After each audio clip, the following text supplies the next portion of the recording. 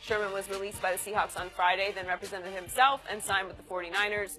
He told Peter King of Monday Morning Quarterback he looks forward to playing the Seahawks twice a season, saying, quote, "I'm vengeful that way." The 49ers won 5 straight to finish the season behind Jimmy Garoppolo. We're joined by Fox NFL analyst Gref Jennings. Welcome, Greg. Good morning. Good morning. How much better does Sherman make the 49ers, Greg? Richard Sherman makes the 49ers a lot better. When you have a proven commodity. Absolutely, great word choice, especially in a position and on a defensive unit that is so young. When you look at the 49ers defense, the defensive line, their best performers were rookies. Foster, Solomon Thomas, Buckner, and then Foster at linebacker. In the secondary, they didn't really have anybody step up. They had some decent play in the slot by Williams, Kawan Williams, and maybe, what's his name? Let me see here. Akello Witherspoon. Yep. But not great performances. When you add a Richard Sherman, you not only get a great football player, you get a great leader who's not only just going to lead by his actions and what you're going to see him do, but vocally, swag, all of these intangibles that people tend to hate about Richard Sherman. Teams love it, and they need it. It's a necessity when you, especially when you have a young football team. Offensively, we're starting to know who they are because they have the guy under center, Jimmy Garoppolo. They have pieces around him. They can add more pieces, obviously. You got Marquise Goodwin, that wide receiver, Carlos Hyde, 2 almost 1,000-yard rusher and receiver. So they got pieces. They need more. Defensively, though, he makes them better because of what his resume shows me. His resume does not lie.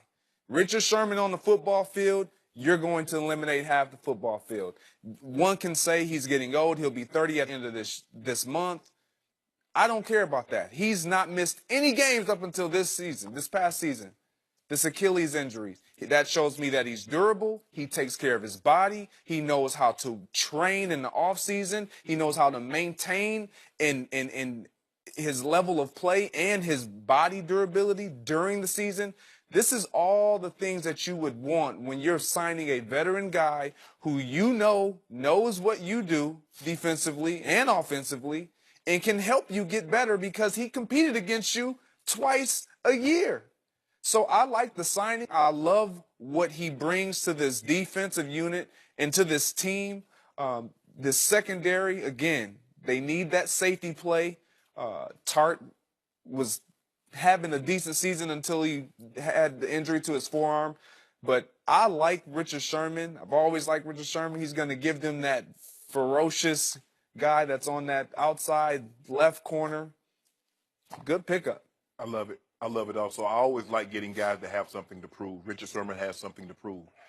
Seattle says, Richard, you don't have it anymore. Okay, you might have it, but you don't have $11 million worth. And he says, okay, I'll go somewhere else, and I'll prove to you that I do have something to go. And we always ask guys to bet on themselves.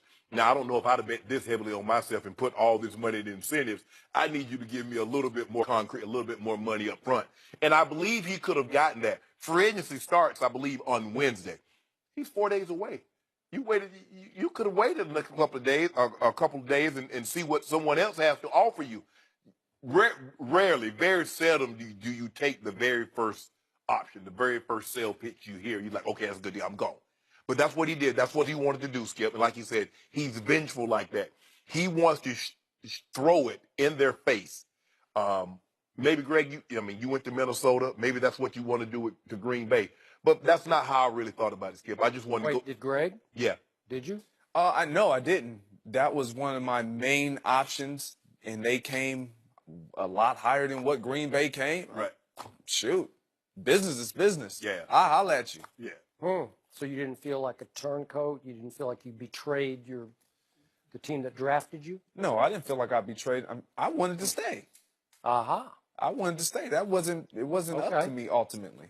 So that's how. And so for me, that's how it is, Skip. That's the only thing I'm saying is that you look at this, and this Really? I mean, basically, you got to go to the Pro Bowl every year. You got to make All-Pro every year. You got to play every single game every year. That's asking an awful lot because a little nick, a little something there can take you out of the lineup. And now a big chunk of that incentive that you were counting on, $2-3 million, is not going to be there. But I have no question in my mind that what Richard Sherman's brings, not only is he bringing those 3 All-Pro teams and all those Pro Bowls and a guy that's gone to the Super Bowl, he's bringing an aura.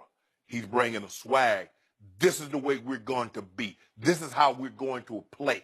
This is how we're going to do things now. Because I don't think Richard is overly talented. He's tremendous in film study. He knows what you want to do. He knows where he's weak at. And he's never going to allow you to beat him to his weakness. If you beat him and you beat him at his strength, you know, you pat the guy on the back and say, good job. But if I know I'm vulnerable inside, you're not getting in there. I'm going to take that away from you. But I love this for the 49ers, Skip. I think they're an up-and-coming team. Yeah, point of order.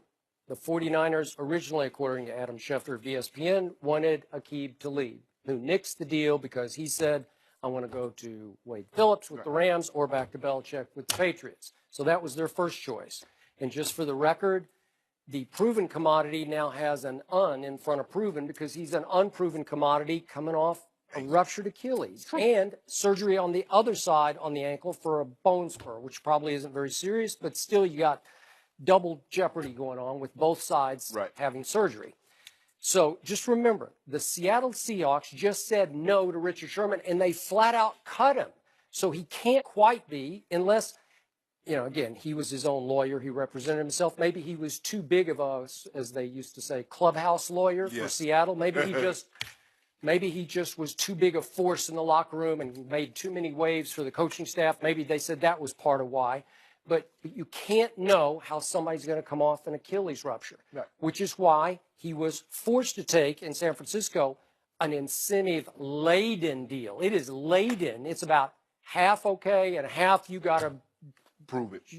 And you got to prove it at the highest level to max it out. But Skip, we both agree that if you look at the way Seattle is disassembling this team, the strong personality, they're getting up out of there. Without question. All of them. We hear this a lot that's going on in Miami. You know, there's reports that Ndamukong Suh will be released as early as today or tomorrow. They got Jarvis Landry up out of there. They're changing the way it's not going to be. You know, we always had, you know, a couple of boys, especially in Seattle, Skip. That defense, we've never seen anybody have this kind of freedom to talk. Okay, yeah, we talked a lot in Baltimore, Skip, but we were talking about our opponents. You were. We weren't challenging other players on the team. We weren't challenging Brian Billick.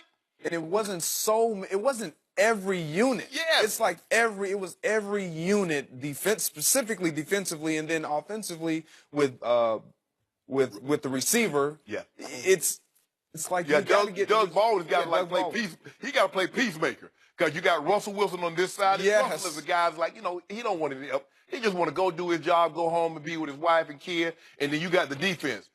Why you throw that pass? Pete Carroll, we still blame you for calling that play. No, you didn't call it. Darrell Bevel called it. But you heard him call it, and you should have overruled him and said, run the ball. They never, Skip, that team started falling apart right there on that. It did. And I agree. Because you and I said it. You said you had never, ever heard a player go to a coach and say, you will not sacrifice our hard work. A defensive player say, you will not call a play in the middle of a game. Went to the head coach. We would have never known what Didn't was go said. to the coordinator. He went to the head coach. You will not do that again. We would have never known what. Throw it again down on the goal line. Well, Pete, what were you and Richard talking about? Well, I'm sure he said, you know, we were discussing strategy, what we want to do here. Richard Sherman volunteered that. Richard Sherman said, I told him, you will not sacrifice our hard work, because he felt he sacrificed the hard work in that Super Bowl. We worked hard all year. We get down to the 1 yard line, and you don't let beast mode. I'm playing with a torn knee, elbow ligament. Earl has a torn labrum. Cam sprained knee. Lane had broken his leg. And this is what you do. We got a chance to win it, and you do that. So they're breaking this team up piece by piece. They're going to remake it in Russell Wilson's image, and it's going to be a lot more, how I say, coach-friendly. Okay, but remember, if Seattle, if any other team outside Seattle, because clearly they had to shop him, they had to make overtures. When they tried to shop him last year, he was totally he was healthy. So if anybody out there had called Seattle and said, we think Richard Sherman is still that guy who 4 years ago broke up that pass in the end zone Right. where Cap didn't get quite enough air Air from the underneath ball, it yeah. to Crabtree, and he tipped it up and it got intercepted. Ended the NFC Championship game. Sent Seattle on to the Super Bowl. That was 4 years ago. Right. If anybody thought Richard Sherman was still that guy, they would have traded for him and his contract. Right? I don't know if they'd have traded with that injury. Yeah, no, and here's the thing. Like, we talk about age, and I don't like to harp on age, but that's a major factor here. He's going to be 30 years old, and he's coming off this injury. Yes, he hasn't been injured before, but it's new territory, not only for everybody who's looking on, but even for Richard Sherman. So you don't know how he's going to respond to that. All we know is the work ethic and what his resume shows me. So I got to put some type of trust in that, and knowing, you know what, he may be the player that everyone's doubting that he will be. And I believe Richard Sherman believes, look, I'm going to bet on me. Yeah. Bottom line. And to your point, you have to, as a player, bet on yourself. But I wouldn't put so much of it on teams not wanting to trade for him because of his lack of ability. I think it's once you start getting older, specifically at a skill position, you know this, it's tough to sustain that level of play. Larry Fitzgerald has been an anomaly. But he's reinvented himself. He's went from receiver to basically a glorified tight end. A lot of guys, Richard Sherman is not a safety. He will never be that. So he's going to stay Let's up. play hypothetical, Skip. Had they run that ball and won that Super Bowl, do you think they break this team up like they're breaking it up now? They might have won another Super Bowl. And then, I don't know. It's hard to know. It is. I think And see, Skip, that's what's weighing in their minds. We don't know what we could have. Well, maybe that will be the title of their documentary when they all reveal how they. Hold up, I thought episode 6 was supposed to be coming out. It was supposed to come out last week, Joey. You read it last week, Skip Bayless. What? Did you tell Tom Brady to put that thing on ice again? I told you it's going to be a theatrical release. It'll be big box office. You're going to have to pay to go see it. Well, how about this? This is what we do know. The editor will win the Oscar because how he get that confetti to unfall on Tom Brady's head, we've never seen anything like it. Might win more than that if he's a miracle worker. Yeah, Avatar won all those awards for lighting and editing. Oh, he got to have James Cameron. He got to have that crew that edited that film to get that confetti up off his head. And how do they get that scoreboard to say New England 41? It's being released at noon today. Hey, noon. I got to get home and get it. Hurry up, Skip. You know, Hey, you can't wait for it. I got to see it. I want to see it. Oh, that could be our lead topic. Yeah. You can't get enough of Tom Brady. Yeah. Right? Does I wonder- Trey Young wait, in Oklahoma? Go ahead. No, it's all right. Nope. It's all All right. right. Trey Young in I'll Oklahoma save it. deserve to make the tournament. We'll discuss that next.